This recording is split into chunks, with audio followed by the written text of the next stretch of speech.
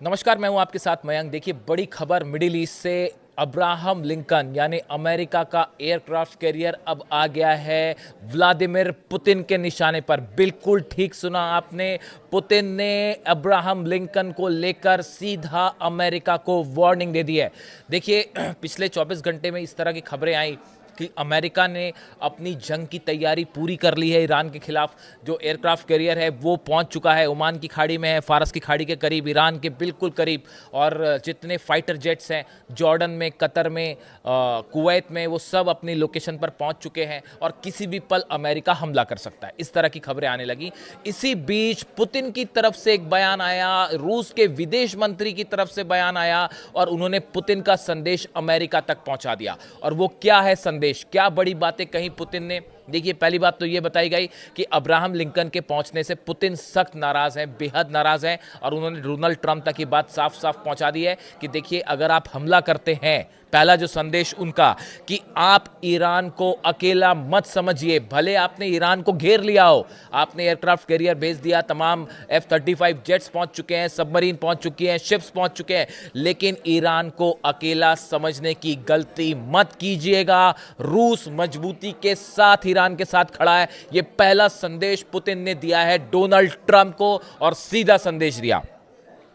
दूसरा बड़ा संदेश जो उन्होंने दिया है, उनकी तरफ से यह कहा गया, जो विदेश मंत्रालय के प्रवक्ता हैं दिमित्री पेस्कोव, इनकी तरफ से यह बात कही गई कि मिडिल ईस्ट में आज जो हालात हैं उसके लिए अमेरिका जिम्मेदार है। जो स्थिति आज बनी हुई है मिडिल ईस्ट में, जंगी हालात हैं, इसके लिए अमेरिका जिम्मेदार है। उसके अलावा जो तीसरी बात कही गई और सबसे इंपॉर्टेंट बात, कि अगर आपने हमला किया ईरान पर, अमेरिका ने अगर हमला किया, तो नतीजा होगा अनस्टॉपेबल एस्केलेशन, यानी हालात इतने बिगड़ जाएंगे कि जंग रोकना मुश्किल हो जाएगा।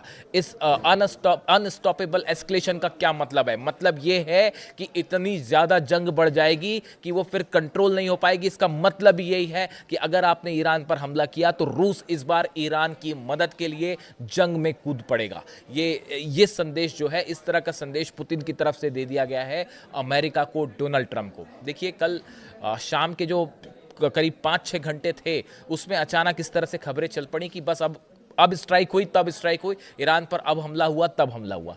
इसी बीच आप टाइमिंग देखिए, इसी बीच पुतिन का संदेश आ गया और उन्होंने कहा, एक बार सोच लीजिए हमला करने के पहले कि आप शुरुआत तो कर देंगे, लेकिन उसके बाद जो मिडिल ईस्ट में आग लगेगी आप उसको बुझा नहीं पाएंगे। अगर आप सोचते हैं कि सिर्फ पिछली बार की तरह ईरान पर हमला करेंगे और आपके फ्लाइट्स निकल जाएंगी वापस, फाइटर जेट्स, और जंग वहीं के वहीं खत्म हो जाएगी, तो ऐसा नहीं है। एक लंबी जंग छिड़ेगी और हालात इतने बिगड़ जाएंगे कि पूरा मिडिल ईस्ट जलने लगेगा।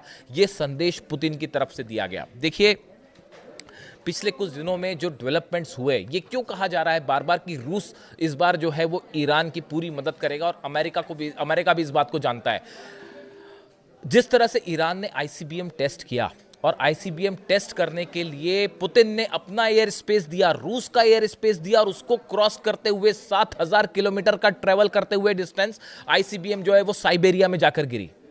कौन सा आपने ऐसा पहला एग्जाम्पल देखा है जिसमें बताइए कि कोई एक देश एक दूसरे देश के मिसाइल को, वो भी ये कह रहा है कि पहला मिसाइल टेस्ट है, इस पर मैं अलग से वीडियो करूंगा। एक जो है, कौन सा देश किसी दूसरे देश की मिसाइल को टेस्ट करने के लिए अपनी टेरिटरी, अपना एयर स्पेस देगा? पूरे कॉन्फिडेंस के साथ रूस ने ये एयर स्पेस दिया। बताया जाता है कि ये पहला संदेश था जो पुतिन ने डोनाल्ड ट्रंप को सीधा सीधा दिया, और वो भी आईसीबीएम टेस्ट में ईरान की मदद करके, ईरान के टेस्ट में मदद करके। ये संदेश था साफ कि इस बार मिसाइल की रेंज में वॉशिंगटन और न्यूयॉर्क भी होंगे। ये मत समझिए कि आप ईरान पर हमला करेंगे और ईरान जो है वो, आप उसको वो वाला ईरान मत समझिए कि 2000 और 2500 की रेंज वाला ईरान है। ये नया ईरान है जिसकी स्ट्राइकिंग रेंज 10,000 किलोमीटर से ज्यादा है, और वो अमेरिका की मेनलैंड तक हमला कर सकता है।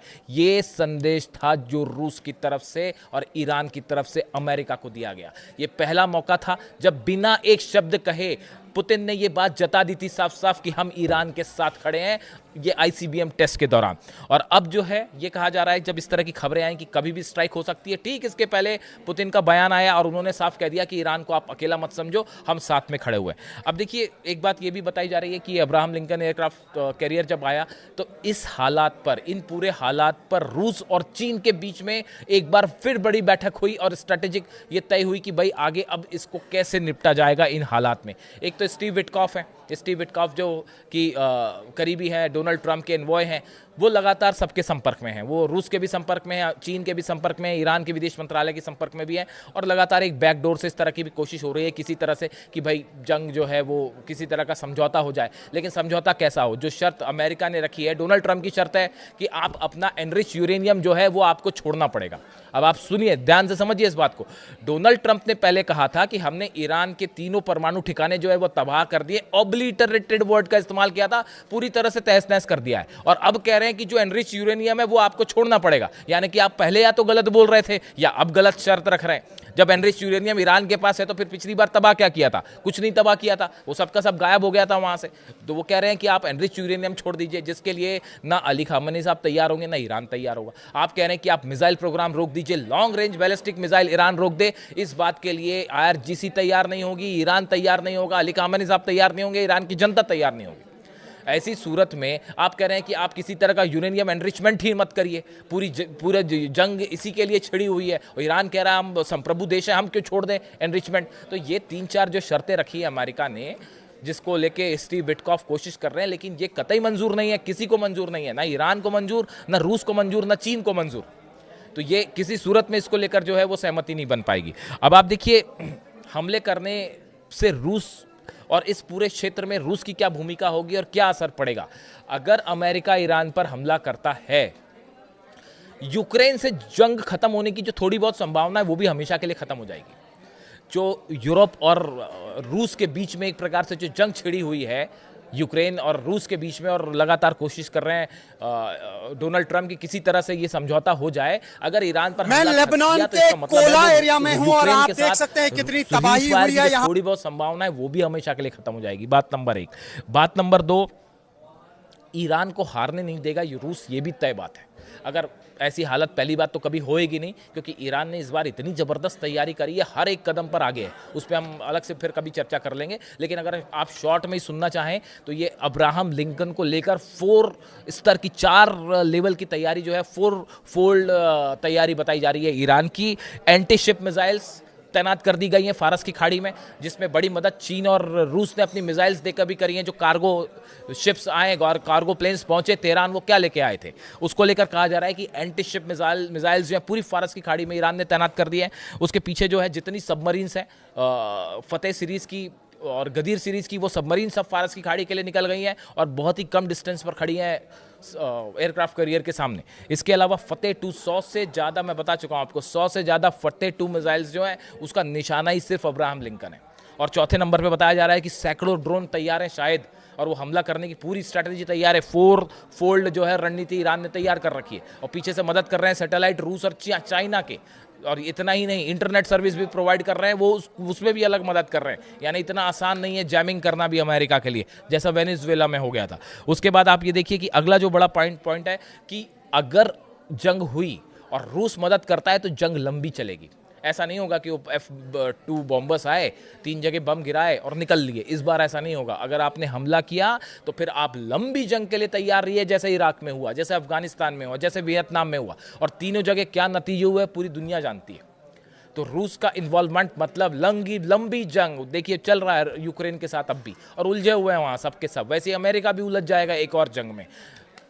चौथी बड़ी बात, अमेरिका अपने ग्राउंड ऑपरेशन के लिए तैयार नहीं है, अपने सैनिक भेजने के लिए तैयार नहीं। कैसे तैयार हो? सामने 5 लाख IRGC के सैनिक खड़े हुए हैं, सेना के IRGC के 5 लाख सैनिक खड़े हुए हैं सामने। कैसे ग्राउंड ऑपरेशन कर लोगे आप? कहाँ से ग्राउंड ऑपरेशन कर लोगे? और बिना ग्राउंड ऑपरेशन किए सत्ता परिवर्तन भी इम्पॉसिबल है, बहुत मुश्किल है। वो खुद CIA और मोसाद की रिपोर्ट्स ये बता रही हैं कि जो सत्ता परिवर्तन की कोशिश थी वो नाकाम साबित हो रही है। तो ग्राउंड ऑपरेशन किए बिना किसी देश पर कब्जा जमाना इम्पॉसिबल, असंभव सी बात है। और ईरान वैसे ही सरेंडर करने को तैयार नहीं है। ईरान ने तो अपनी इतनी लंबी तैयारी कर रखी है कि जंग शुरू हुई तो पता नहीं कहाँ कहाँ, मतलब आप ये मान के चलिए, एक्सपर्ट्स ये बता रहे हैं कि अगर हमला होता है तो आप देखिए 5-6 बेसेस तो अमेरिका के जो हैं वो उस पर इतना भीषण हमला होगा जो इतिहास में कभी नहीं हुआ। और रोकना मुश्किल हो जाएगा मिसाइल्स को। तो आप ये देखिए, अलग इसके अलावा डोनाल्ड ट्रंप के कुछ करीबी जो एडवाइजर्स हैं उन्होंने ये भी सलाह दी है कि आप फुल फ्लेजेड वॉर मत करिए, ईरान के कमांडर्स को निशाना बनाइए, जैसा पिछली बार इजराइल ने किया था। इस बार उसके लिए ईरान तैयार है, बार बार एक जैसी गलती नहीं होती, तो ईरान उसके लिए भी तैयार है कि अपने कमांडर्स को कैसे बचाना है, और अगर किसी कोई कमांडर शहीद भी होता है तो उसके बदले कौन टेक ओवर करेगा वो नाम भी अभी से तय कर दिए गए, यानी उससे जंग पे कोई फर्क नहीं पड़ने वाला, उसकी भी तैयारी हो चुकी है। और देखिए, सबसे अहम बात कि इन पूरे हालात के बीच में ईरान ने अमेरिका के हर धमकी का जवाब एक कदम आगे बढ़ के दिया है, अपनी सेना के स्तर पर जवाब दिया, मिसाइल्स के स्तर पर जवाब दिया है, डिफेंस सिस्टम के स्तर पर जवाब दिया है, आईसीबीएम के स्तर पर जवाब दिया है, यानी एक कदम अमेरिका से ज़्यादा एग्रेसिव रहा है ईरान, जिसके चलते ये संभावना अगर अमेरिका हमला करता है, और ऐसे में रूस और पुतिन का जो संदेश है कि ईरान को आप अकेला मत समझिए, ये डोनाल्ड ट्रंप को सीधा सीधा संदेश है कि अगर आप इसको आप वेनेजुएला समझने की गलती मत करिए, और अगर आपने यहाँ ऑपरेशन किया तो एक लंबी जंग होगी जिसमें पूरा मिडिल ईस्ट झुलसेगा। ऐसा नहीं है कि सिर्फ ईरान झुलसेगा, उसकी आँच सऊदी अरब तक भी जाएगी, कतर तक भी जाएगी, बहरीन तक जाएगी, कुवैत तक जाएगी, इराक तक जाएगी, सीरिया तक जाएगी, और इसराइल का जो होगा, हम तो इसराइल की बात ही नहीं कर रहे। अभी जंग जो है वो ईरान और अमेरिका के बीच चल रही है। इसराइल तो अभी पीछे छूट चुका है, वो तो 2000 किलोमीटर वाली मिसाइल संभाल लेती है, यहाँ बात अब 10-10 और 7 और 10,000 वाली रेंज की बातें हो रही हैं। तो इसराइल अभी उसको आप छोड़ दीजिए, वो तो जो होगा सो होगा, वो तो उसको बड़ी कीमत चुकानी ही पड़ेगी। तो इसीलिए व्लादिमीर पुतिन का ये संदेश साफ है कि अमेरिका को कि आप हमला करना है अगर तो 10 बार सोच लीजिए, क्योंकि ईरान अकेला नहीं है, और ये बड़ा संदेश है। इससे जुड़ा जो भी अपडेट होगा आप तक पहुँचाऊँगा। Thank you so much.